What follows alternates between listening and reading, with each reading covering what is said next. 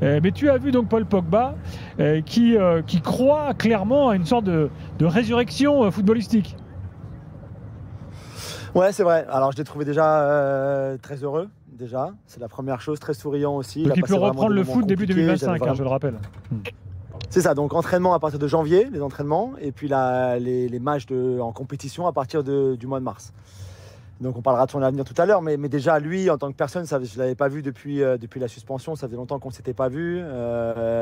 C'est la famille en plus, Paul, donc ça m'a fait très plaisir. Je pense que le plus important, il y a du frérot qui est tombé là. Pour lui, un frérot qui est là, bien sûr, tu sais, mon Gilbert.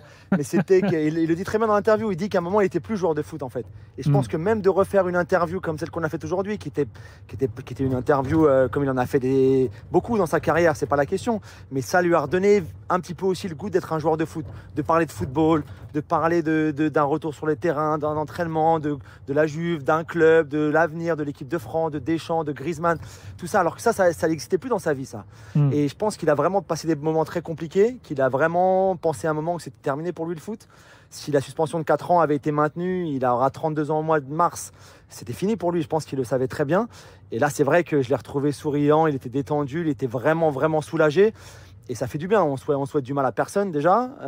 Mais c'est vrai que pour lui, le football, ça a toujours tellement été important que là, de se dire, il sait qu'il a fait une erreur, il sait qu'il aurait dû être bien plus attentif aux produits, aux suppléments alimentaires qu'il avait pris. C'est pas la question. Il s'est jamais dit, je méritais pas d'être suspendu. Mais en tout cas, il méritait pas d'être suspendu 4 ans. C'est comme ça qu'il le voit lui.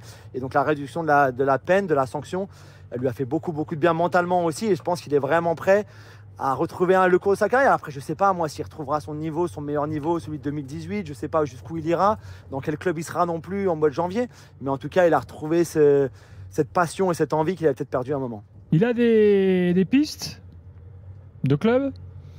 Alors c'est un peu compliqué parce que vu qu'il est encore sous contrat avec la Juve et que c'est vraiment pas le moment de se mettre à la faute, il n'a pas voulu trop en parler. Il a dit moi je suis sous contrat avec la Juve. Ce qu'il nous a dit d'intéressant, c'est qu'il n'avait pas encore discuté avec la Juve de son avenir. Par exemple, il y a des rumeurs, c'est vrai, sur le fait qu'ils veulent peut-être terminer son contrat et que Thiago Motta a construit un effectif, un milieu de terrain sans lui à la base, ce qui est un peu logique puisqu'il devait être suspendu pendant 4 ans.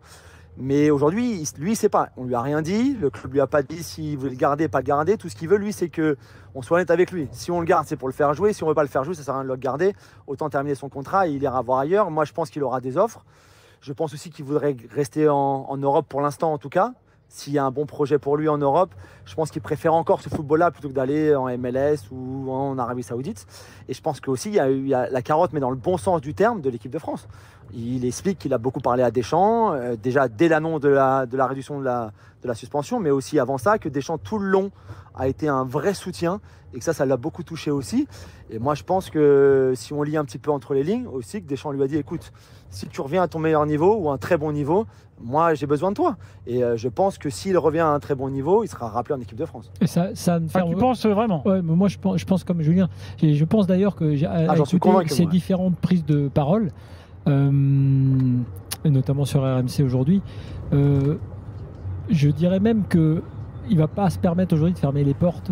Tu parles de la MLS, tu parles de différents championnats. Tu ne peux pas te permettre, là, quand tu ne joues pas, de dire tout de suite non, attendez, pas pour moi les championnats secondaires. Mais dans sa tête, je suis persuadé qu'effectivement, il veut non seulement rester, comme tu l'as dit, en Europe, mais avoir un projet sportif intéressant pour jouer et effectivement avec comme objectif ultime l'équipe de France. Et je crois quand même, puisque je vais faire un petit parallèle avec ce que j'ai dit sur Mbappé tout à l'heure, je pense que dans les deux cas, même si ça n'a rien à voir, mais il y a des moments dans une carrière où tu tombes bas.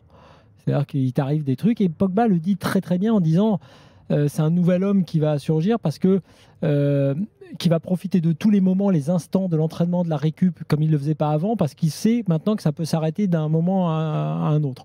Je dirais comme j'ai dit tout à l'heure pour Mbappé en disant qu'il y a peut-être un tournant en gros en touchant un petit peu le fond de il y a la sensation d'avoir touché le fond de la piscine pour rebondir. Je pense que Pogba est dans cette motivation-là, dans cette idée-là. Et que s'il arrive à se libérer aussi mentalement, parce que je pense que tout ce qu'il a subi, parce qu'on oublie un peu ça, parce que cette affaire-là de produits dopants, entre guillemets, de compléments alimentaires, c'est une chose, ok, c'est tranché, mais il y avait toutes les affaires liées à ses frères qui ont beaucoup pesé sur son mental et donc, in fine, sur les blessures qu'il a pu subir, parce que tu ne peux pas vivre normalement quand c'est comme ça. Donc il y a cet aspect-là. Mais pour le reste, je suis tout à fait d'accord avec Julien, je pense que c'est un projet européen pour retrouver l'équipe de France à terme.